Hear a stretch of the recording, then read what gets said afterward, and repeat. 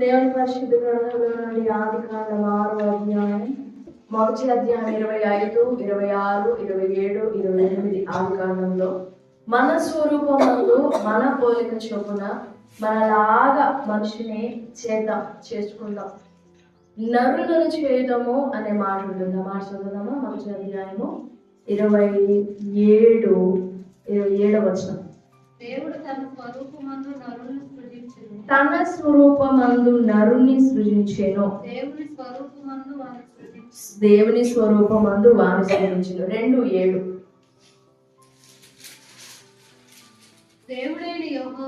దేవుడైన యెహోవా నేలమంటితో నరుని అనే మాటను హైలైట్ చేసుకోండి.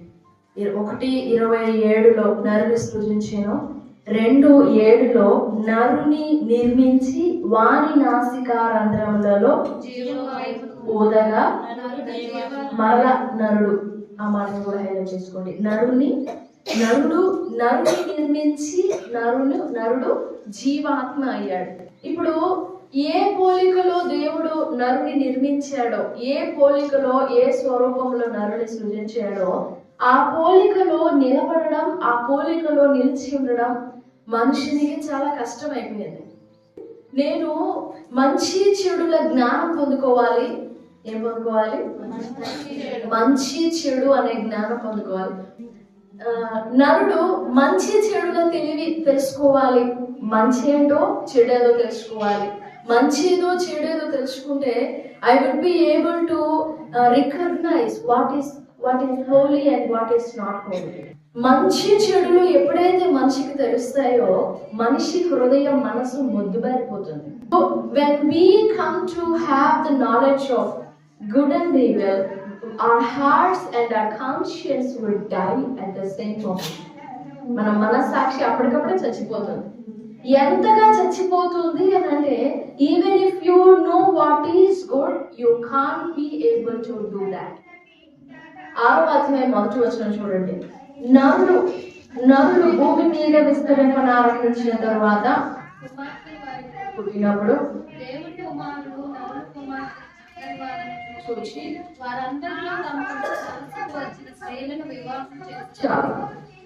దేవుని కుమారులు ఉన్నారు అక్కడ, నరుని కుమార్తెలు ఉన్నారు అక్కడ. ఏం వాళ్ళు ఎక్కడ కదా? The sons of God saw the daughters of men that they were fair, and they took them as wives of all which they chose and desired. దేవుని కుమారులు అంటే ఆ భాగంలో ఎలోహిం, సన్ ఆఫ్ ఎలోహిం అని ఉంటుంది, సన్స్ ఆఫ్ ఎలోహిం. బట్ దేవుని కుమారులు అని అంటే అపవాది పాపం చేయగా దేవుడు భూమి మీదకి పడవేయగా వారితో ఏకీభవించిన దూతల సైన్యపు గుంపులోని వారు కొందరు అనే ఫీలు అనబడిన వారు కూడా వారే. అయితే వారు దేవదూతల ఆత్మ కలిగిన వారు, దేవదూతల జ్ఞానం కలిగిన వారు, దేవదూతల వివేచన కలిగిన వారు. వారు ప్లస్ ఈ నరుల కుమార్తెలను పెళ్లి చేసుకున్నప్పుడు వాళ్ళ తండ్రులు ఉంటారు కదా, మరి వాళ్ళు ఎలా యాక్సెప్ట్ చేశారు అలాంటి వివాహాలని? వారు దేవుని కుమారులే, వీరు నరుల కుమార్తెలే. అంటే వాళ్ళకి దేవుని జ్ఞానం ఉంటుంది, ఏ కొత్త గొప్ప జ్ఞానం ఉంటుంది. దేవదూతలకి జ్ఞానం ఉంటుందా? ఉంటుంది. ఈ నరుల కుమార్తెలకి కూడా మంచి చెడ్డలేదో తెలుసుకునే వివేచన శక్తి ఉందా? తిన్నారు కదా, మంచి చెడ్డల పండు తిన్నారు, తినగానే అసలు అమాంతంగా వాళ్ళ జ్ఞానం వచ్చేసింది కదా. మరి అలాంటప్పుడు మంచిదో చెడుదో తెలుసుకునే జ్ఞానం ఉన్నప్పుడు వాళ్ళు ఎందుకు అంత అపవిత్రమైన కార్యాలు చేశారు కదా? ఈ భాగం గురించి యోధా పత్రికలో ఉంటుంది. వారు పరశరీరానుసారులైనందున దేవుని కుమారులైనప్పుడు ఎలా నడుచుకోవాలో జ్ఞానం తిన్నారు కదా, పండు తిన్నారు కదా, మంచిదో చెడుదో జ్ఞానం తెలిసే ఉంటుంది, వచ్చే ఉంటుంది. అలాంటప్పుడు వాళ్ళు వివేచించకుండానే మంచి ఏదో చెడు ఏదో అపవిత్రత ఏదో వివేచించకుండానే వాళ్ళు అలాంటి అపవిత్రమైన కార్యాలకు పాల్పడ్డారా? అవును, అలా పాల్పడినారు. కాబట్టి దేవుడు అనుకున్నాడు, 5వ వచనం, నరుల చెడుతనము భూమి మీద గొప్పదనియు వారి హృదయం యొక్క తలంపులలోని ఊహ అంతయు కేవలం చెడ్డదని దేవుడు చూసి. వాళ్ళు తిన్నారు, వాళ్ళకి మంచి ఏదో తెలిసింది, చెడు తెలిసింది, తెలిసినంత మాత్రం సరిపోదు కదా. పరిశుద్ధముగా నడిచే ఆత్మ కావాలి కదా. మంచి తెలిస్తే సరిపోదు, వాక్యం తెలిస్తే సరిపోదు, వాక్యాన్ని నిన్ను అనుసరింపజేసే ఆత్మ కావాలి కదా. ఆ ఆత్మ లేకుండా నీకు బైబిల్ అంతా కంఠపాఠం తెలిసినా కానీ ఏ ప్రయోజనం? మనుషుడు తన ఆలోచనలను పాడు చేసుకున్నాడు, తన తెలివిని పాడు చేసుకున్నాడు, తన ఊహ పాడు చేసుకున్నాడు. దేవుడు యథార్థవంతులుగానే సృజించాడు, కానీ ఆ యథార్థతను చెరిపి వేసుకున్నాడు మనిషి. ఇక తన ఆలోచనలు, తన మనస్సు, తన తలంపులు, ఊహ, ధ్యానం, దేహం, క్రియలు నీవెల్లా పాపమకిల. మరి యేసు ప్రభు వారు ఈ భూమి మీదకి రావడానికి గల ఉద్దేశం, యేసు ప్రభు వారు ఇదే కదా కారణం, అవునా? యేసు ప్రభు వారు ఈ భూమి మీదకి రావడానికి గల ఉద్దేశం, ఈ ఉద్దేశాన్ని రెండు విధాలుగా అర్థం చేసుకుంటారు. ఒకటి భూ సంబంధులు, ఒకళ్ళు భూ సంబంధులు, వాళ్ళు భూ సంబంధులేమో భూ సంబంధమైన ఆలోచనల గురించి ఆలోచన చేస్తారు. కామన్ వాక్యం కూడా చెప్పేది అదే. ఈ జన్మల గురించి కూడా భూ సంబంధంగా ఆలోచించే భూ సంబంధులు ఉన్నారు, ఆత్మ సంబంధంగా ఆలోచించే భూ సంబంధులు ఉన్నారు, ఆత్మ సంబంధులు ఉన్నారు. సాధ్యమైందా కన్యమర్య గర్భాన యేసు ప్రభు వారు జన్మించడం? సాధ్యమైందా? అసాధ్యం కదా. అసాధ్యంలో సాధ్యమైందా? అయిందా? మరి మనని మట్టి దేహాల్లో దేవుని కార్యం జరగడం అసాధ్యమా? అదైతే నమ్ముతామే, ఇది నమ్మమా? అక్కడ అన్ని చూసినప్పుడు అసాధ్యమని సాధ్యం సాధ్యం సాధ్యం స్తోత్రం అంటామే. మరి మన దేహాలలో అసాధ్యమైన దేవుని కార్యాలు జరగవా? అది నమ్మగలిగిన క్రైస్తవుడు ఇది ఎందుకు నమ్మలేకపోతున్నాడు? పరిశుద్ధ అగస్టిన్ గురించి మీరు విన్నారా? సెయింట్ అగస్టిన్ అని తెలుసుగా. ఆయన చెప్పిన మాట ఏంటంటే ఇదే, ఇప్పుడు రెండు చెప్పాను కదా, భూ సంబంధమైన ఆత్మ సంబంధమైన జన్మ. రెండు జన్మలు ఉన్నాయి యేసు ప్రభు వారి. మొదటిదేమో భూ సంబంధమైన జన్మ. ఈ భూ సంబంధమైన జన్మని అనుభవించి సంతోషపడే వాళ్ళు రైటే. యేసు ప్రభు వారు భూమి మీద కన్యమరియ గర్భాన జన్మించడం భూమి మీద ఉన్న ప్రతి మనిషికి ఇవ్వబడిన ఒక బహుమతి, ఒక బహుమానం. కానీ మనిషి ఆంతర్యంలో దేవుని జన్మను అనుభవించాలి. దేనిలో? ఆంతర్యంలో, అంతరంగంలో దేవుని జన్మని అనుభవించాలి. ఒకవేళ కన్యమరియ గర్భాన్ని జన్మించాడనే భావమే నీ పండుగకి కారణమైతే నువ్వు అటు భూమి మీద నిలబడట్లేదు, అటు ఆకాశం మీద నిలబడట్లేదు. భూమికి ఆకాశానికి మధ్య దిక్కు తోచుకుని వేలాడుతా ఉన్నావు. నీ జీవితం అలాంటిది అంటున్నాను సెయింట్ అగస్టిన్ గారు. యేసు ప్రభు వారు భూమి మీదకి వచ్చిన కారణము ఇన్కార్నేషన్. ఇన్కార్నేట్ అంటే గ్రీక్ లో ఎన్సాక్స్ అంటే having the embodiment of the spirit of the divine spirit and this human flesh. The embodiment of divine spirit and human flesh, that is incarnation. అంటే పరసంబంధమైన ఆత్మ భూ సంబంధమైన శరీరాన్ని ఎంబాడిమెంట్, పరసంబంధమైన దైవ సంబంధమైన ఆత్మ భూ సంబంధమైన ఆత్మని ఎంబాడిమెంట్, దాల్చుకొనడము, ధరించుకొనడము. యేసు ప్రభు వారు కన్యమరియ గర్భమందు జన్మించడానికి మరియ సర్వోన్నతుని శక్తి ఆమెను కమ్ముకొనగా ఆమె గర్భములు అసాధ్యము, పురుషుని ఎరుగని కన్యక అసాధ్యము, కానీ ఆమెను పరిశుద్ధాత్ముడు కమ్ముకొనగా ఆమె గర్భం ధరించింది. ఆమెలో పిండం ఏర్పడింది. ఆ పిండము ఎలాగ మానవుని రూపం, దేవుని పిండము, అది దేవుని కణం అన్నారు దాన్ని. ఆ దేవుని కణము ఆమె గర్భంలో పడింది. గర్భంలో పడినది మొదలుకొని నార్మల్ గా 9 నెలలు ఆయన కూడా మరియ గర్భంలో ఉన్నారు. ఆ కణము వృద్ధి అవుతూ చిన్నగా అవయవాలన్నింటినీ రూపం పోసుకుంటూ 9వ మాసాన అంటే 10వ మాసాన కంప్లీట్ గా మానవుని రూపాన్ని ధారించుకున్నది. ఎవరు? దేవుని కణం. ఎవరు? దేవుని కణం మానవ రూపం పోసుకొని ఆ పిండానికి అవయవాలు ఎలా ఏర్పడతాయో అలా దేవుని కణానికి అవయవాలు ఏర్పడి ఒక మానవ రూపాన్ని దాల్చుకున్నాడు దేవుడు. ఆయన యేసు ప్రభువారు. దేవునికి స్తోత్రం. ఇప్పుడు ఎందుకు అలాగో ఇన్కార్నేట్ అవ్వాల్సి వచ్చింది? ఒక మాటతో సర్వప్రపంచం పాపాన్ని క్షమించలేడా? సాధ్యం కాదా ఆయనకి? ఒక్కసారి అట్లా చిలకరించేసి నీళ్లు చిలకరించినట్లుగా రక్తమును ఉన్నట్టున్నట్టుగా సృష్టించి చిలకరించి మానవ పాపాన్ని కడగలేడా? క్షమించలేడా? అంత ప్రయాసం ఎందుకు? ఆయన మానవ దేహం దాల్చుకోవడం, మానవ రూపం దాల్చుకోవడం, మానవునిగా జీవించడం, మానవ పాప శిక్ష అంతటిని ఆయన దేహమందు భరించడం దేనికి అని అంటే, ఇందాక చదివే కదా 6వ అధ్యాయం 3వ వచనం, 6వ అధ్యాయం 5వ వచనంలో నరుల ఆలోచన అంతా కూడా చెరిపివేయబడింది. నరుని ఆలోచనలు చెరిపివేయబడి, నరుని తలంపులు చెరిపివేయబడి, నరుని హృదయము పాడైపోయి అపవిత్రమైపోయి మనం కోరుకుంటామే, దేవా నాలో ఉన్న పాపక్రియలన్నీ కడిగేసి నీ ఆత్మతో నన్ను నింపి నన్ను పరిశుద్ధంగా జీవింపజేయని అడుగుతామా? దేవా నాకు లోబడ్డం చేత కావట్లేదు, నాకు నార్మల్గా ఇదే కదా అందరం అదే కదా అడిగేది. దేవా నాకు చేత కావట్లేదు, ఇదిగో నాకు పాప తలంపులు ఉన్నాయి, పాప తలంపులన్నీ కడిగేసి నీ ఆత్మతో నన్ను నింపి నీ పరిశుద్ధంగా నీలాగా పరిశుద్ధంగా నన్ను నడిపించు అంటే ఆ ప్రార్థన వెనుక మన ఉద్దేశం ఏంటంటే, దేవా నాకు చేత కావట్లేదు, ఏది పరిశుద్ధంగా ఆలోచించడం, పరిశుద్ధమైన తలంపులు కలిగి ఉండడం నాకు చేత కావట్లేదు.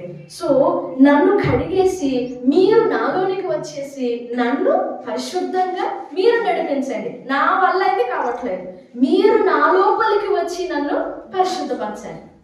ఎవరు రావాలి? దేవుని ఆత్మ నాలోనికి వచ్చి నా క్రియలన్నిటినీ గైడ్ చేస్తా ఉండాలి. దేవుని ఆత్మ నా మనస్సులోని ఆలోచనలన్నిటినీ గైడ్ చేయాలి. దేవుని ఆత్మ నా తలంపులు, నా నిర్ణయాలు, నా భావం, నా భాష, నా మనస్సు, నా క్రియలు, నా నడత, నా మాట, నా చూపు, ఎవ్రీథింగ్ దేవుని ఆత్మ నన్ను రూల్ చేయాలి అని ఆశపడతా. ఎందుకనంటే నాకు చేత కాదు, ఏ మనిషికి చేత కాదు, ఎవరికి చేత కాదు. వీఆర్ సో ఎంప్టీ, మనకి ఎవ్వరికి చేత కాదు. అందుకే దేవాన్ని సహాయం దయచేయ, పొద్దుగూకు మనం అదే చేసేది, సాయం చేయ, సాయం చేయ, సాయం చేయ. దాని వెనక ఎంత బాధ ఉంటుందో, ఎంత వేదన ఉంటుందో, ఎంత నిస్సహాయత ఉంటుందో. నేను చేయలేనయ్యా, నా వల్ల కావట్లేదయ్యా, you come into my heart. ఆయన మన మనసులోకి రావాలంటే ఎలాగా? మన ఆలోచనలోనికి ఆయన రావాలి, ఆయన ఆలోచనలోనికి మనల్ని తీసుకెళ్ళాలి. We come to the consent అగ్రిమెంట్కి వస్తాం. ఇప్పుడు మన ఇద్దరం ఎవరి ఆలోచనలోకి వచ్చాం? ఆ ఇన్కార్నేషనే యేసు ప్రభు వారి భూమికి శరీరధారిగా వచ్చింది. మానవుడు ఆలోచించే జ్ఞానం పోగొట్టుకున్నాడు, తిన్నాడు, మంచి చెడుల పండు తిన్నాడు, కానీ ఆ పవర్ మాత్రం సంపాదించుకోవాలి. మంచి చెడు ఎప్పుడు నీకు అర్థమవుతుంది అని అంటే, నీలో పరిశుద్ధమైన ఆత్మ, న్యూట్రల్ గా ఉండే పరిశుద్ధాత్మ ఉంటేనే. ఇటువైపు తోగకుండా ఇటువైపు తోగకుండా, ఇటు నీకు సపోర్ట్ చేయకూడదు, ఇటు నీకు సపోర్ట్ చేయకూడదు, మధ్య ఆయనకంటే ఒక ఎగ్జిస్టెన్స్ ఉంది, ఆయనకంటూ ఒక ఆలోచన శక్తి ఉంది, ఆయనకంటూ ఒక పవర్ ఉండింది. So he can balance you and he can balance you. Then we will come to the understanding, consentment కి వస్తాం. అప్పుడు పరిశుద్ధాత్ముడు చేసే కార్యము అని. ఈ నరుల ఆలోచనలు చెడిపోయినవి, వీరికి ఆలోచన శక్తి రావట్లేదు, వీరిని ఇలాగనే నాశనం చేస్తే ఎలాగా అని చెప్పేసి ఆదికాండంలో 1వ అధ్యాయం 3వ వచనంలో ఒక మాట ఉంది చూడండి. దేవుడు డాష్ వెలుగు కమ్మని పలకగా వెలుగు కలిగేను. చాలు. And God said అంటే చెప్పడం. ఎవరు చెప్పారు? With this lips and then how? వెలుగు కమ్మని పలుకగా వెలుగు కలిగేను. పలకడం అంటే ఎలా పలికాడు? వాయిస్,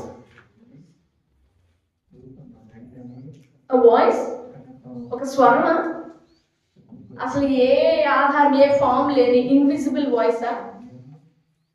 శూన్యంలో వాయిడ్ లో ఉండిన ఒక షేప్లెస్ వాయిస్. అక్కడ హీబ్రూలో యూజ్ చేసే వర్డ్ దాబర్. దాబర్ అంటే it can be a thought, ఒక ఆలోచన అయి ఉండొచ్చు. It can be a concept, ఒక ఒపీనియన్ అయి ఉండొచ్చు. It can be a decision, ఒక నిర్ణయం అయి ఉండొచ్చు. It can be a choice, ఒక ఎంపిక అయి ఉండొచ్చు. ఆల్ దోస్ థింగ్స్ ని, వాటన్నిటిని కలిపి దబార్ అన్నారు. ఏమన్నారు? దబార్. హీబ్రూలో వాక్యము అంటే మాట, వాక్యము అంటే హీబ్రూలో దబార్. అండ్ గ్రీక్ లో వాక్యము అంటే లోగోస్.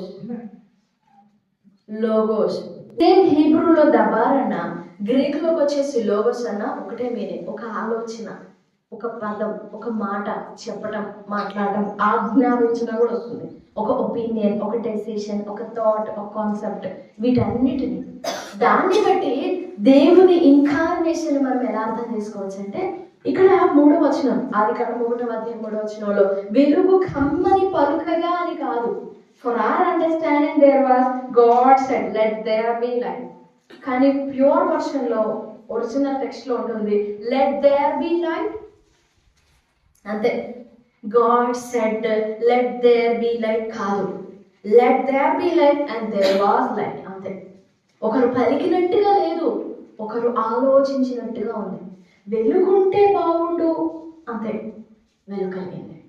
ఆ ఆలోచన, ఆ తలపు, ఆ నిర్ణయము బాగుండే అనే ఆ ఇష్టము, ఆ కాన్సెప్ట్ హెబ్రీ పత్రిక 4వ అధ్యాయం 12వ వచనం.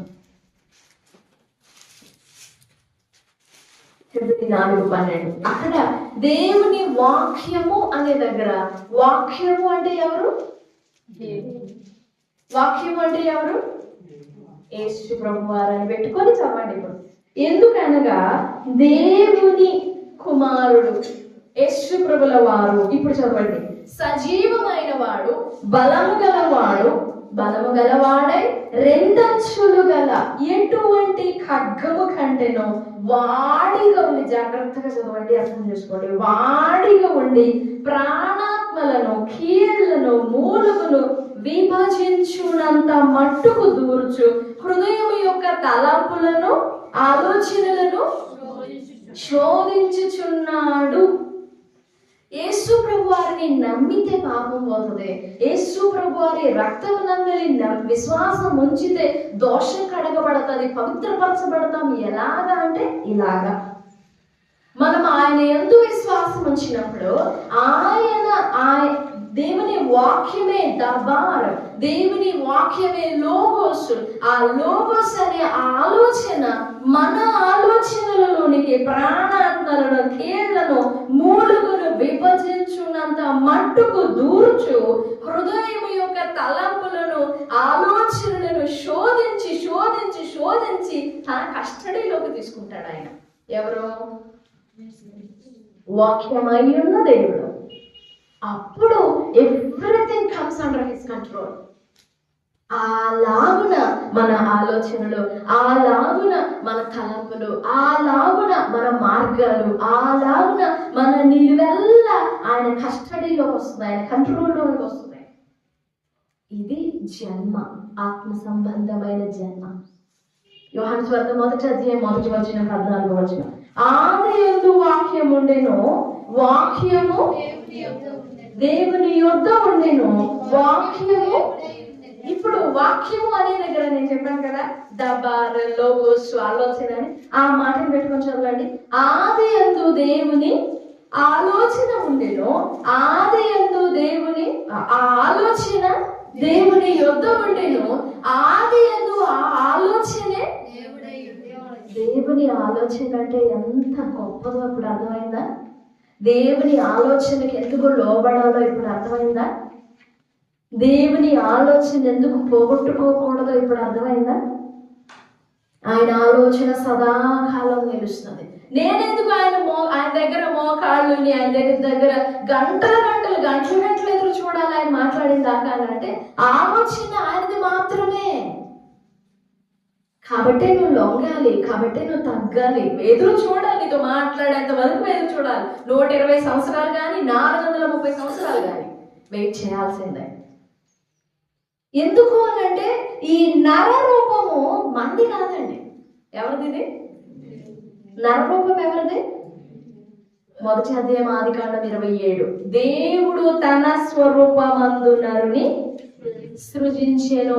నరుని ఈ స్వరూపం ఎవరిది? ఈ నర స్వరూపం ఎవరిది? యెహెజ్కేలు గ్రంథం మొదటి అధ్యాయం చూడండి ఒకసారి. 2-3 వచనాలు చూపిస్తాను. 1వ అధ్యాయం 26వ వచనం. నరస్వరూపియగు ఒకడు, నరస్వరూపియగు వాడు ఎవరైనా ఇప్పుడు చెప్పండి, ఈ నరస్వరూపం ఎవరిదో? దానియేలు గ్రంథం 7వ అధ్యాయం 11వ వచనం. మనుష్య కుమారుని పోలిన ఒకడు. ఓకేనా? మనుష్య కుమారుడు కనపడిందా? మనుష్య కుమారుడు అంటే ఎవరు? మత్తయి సువార్తలో, మార్కు సువార్తలో, లూకా సువార్తలో, యోహాను సువార్తలో ఇదిగో ఈ మనుష్య కుమారుడు పాపులను రక్షించుటకు వచ్చెను. మనుష్య కుమారుడు మనుష్య కుమారుడు మనుష్య కుమారుడు అని ఉంటుంది. ఎవరా మనుష్య కుమారుడు? ప్రభువే కదా. ఈ నరస్వరూపం, ఆయన్నే నరస్వరూపుడు అని కూడా అన్నారు, నరుడు అని కూడా అన్నారు.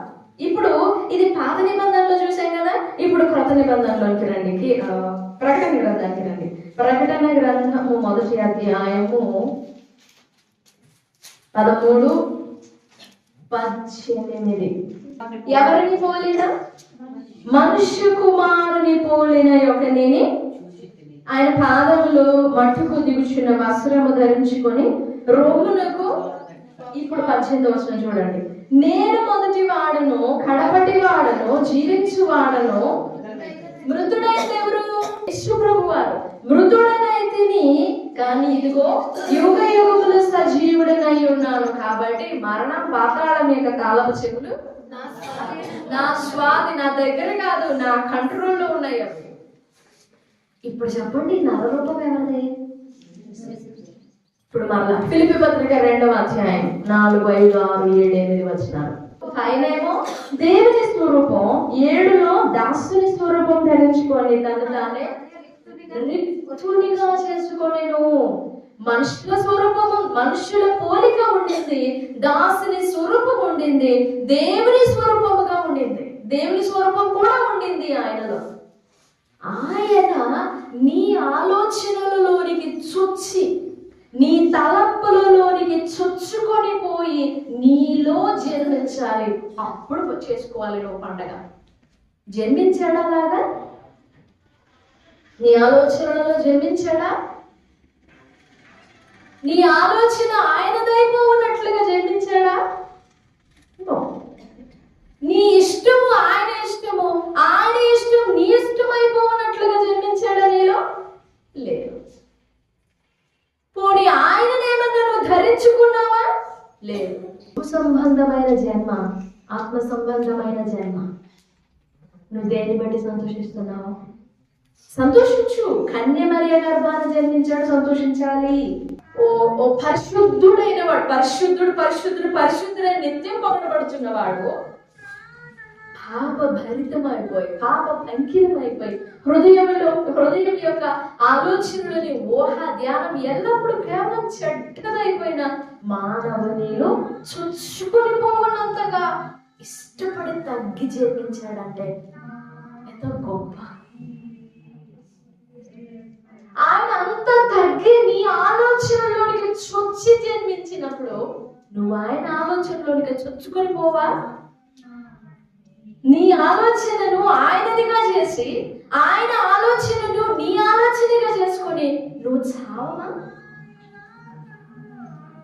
మరి మొదలు పెట్టాలి. నీకోసం భూమికి రావడానికి ఏమేమి మొదలు పెట్టాలి? ఇల్లు అంటేనా సర్వ ప్రపంచం వదిలిపెట్టేసేయాలి. కాలం ఆయనే. కానీ ఓ తల్లి గర్భంలో, ఓ కన్య గర్భంలో 9 months. He became the time. He is the time, but he came under the control of time. ఆయన నీ కొరకు సర్వం అలాగా విడిచిపెట్టినప్పుడు నువ్వేం విడిచిపెడతావు? ఏం చెప్పగలవు? నీ ఆలోచనలలోనికి చొచ్చుకొని పోయి జన్మింప నీవు ఆయన్ని చోటిపో. దేవా, నా ఆలోచనలలోనికి రండి. నా తలంపులను, నా ఊహ, నా ధ్యానం, నా ఆలోచనలు, నిర్ణయాలు వీటన్నిటిలోనికి మీరు రండి, మీరు వచ్చి నాలో జన్మించండి, నాలో నిండి ఉండండి. Be born within me and let me have that embodiment of divine spirit. ఆ దైవమైన, ఆ దైవికమైన ఆత్మ నన్ను ఆవరింపనివ్వండి అని ప్రభు సన్నిధిలో వేడుకోవాలి. That is the real celebration and we must celebrate that. నిమిషం సంతోషమే కదా ఆ అనుభవం ఉండినప్పుడు. అది లేకపోతే ఒక పర్టికులర్ డేట్ పెట్టుకొని ఇస్తుంది. He is this body. He became this body. జాగ్రత్తగా అర్థం చేసుకోండి. నీ దేహం ఆయన అయి ఉండాలి. నీ దేహాన్నే దేవుడని పూజించడం కాదు, నీ దేహము ఆయన అవ్వాలి. 2 జన్మలండి, భూ సంబంధమైన జన్మ. అది ఇక్కడ వరకే పరిమితం. పాకలో, పశువుల పాకలో కని మరి గర్భాన్ని జన్మించాడని. దాట్స్ ట్రూ, అది కాదనట్లేదు. That's true. దాని నుండే వచ్చింది ఇదంతా, దాని నుండే వచ్చింది. యేసు ప్రభు వారి గురించి మనం చెప్పుకుంటామంటే because of that and from that point. కానీ మనం అక్కడే చతికిలు పడిపోతున్నాం. వీఆర్ లిమిటింగ్, ఆ పాయింట్కి లిమిట్ అయిపోతున్నాం.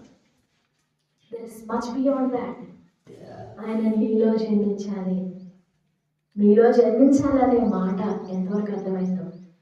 అర్థం కాకపోతే దేవా ఇప్పుడు విన్న మాటలన్నీ నా ప్రాణానికి గ్రహింపివు, నా ఆత్మకి గ్రహింపివు అని కూడా అడుగు. అర్థం కాకపోతే, ఇంకా సరిగ్గా నీకు ఇంకా వివేచన కలగకపోతే, గ్రహింపు కాకపోతే కూడా అడుగు. ఈ మాటల్లో ఏ మాట తీసుకుని చెప్తావు. నీ మనసులో తొలగిపోకుండా కాచుకో. ఆయన నీలో జన్మించాలి. భూమి మీదనే జన్మించాడు, రైటే. ఆ జన్మించింది నీలో జన్మించడానికే కదా. ఆయన పాకలోనే పెట్టేసి అక్కడే పరిమితం.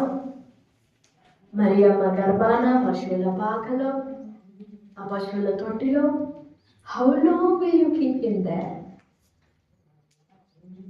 Won't you invite him in your body, in your heart, in your life? ఆ పశువుల తొట్టులో ఎంతవరకు ఉంచుతావు ఆయన్ని? నీ జీవితంలోనికి, నీ దేహంలోనికి ఆహ్వానించువా? ఆయనకు ఒక దేహాన్ని ఇవ్వవా? మీరు దేవునికి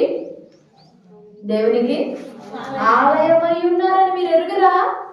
తెలీదా? ఎవరికి తెలీదు? అందరూ తెలుసు.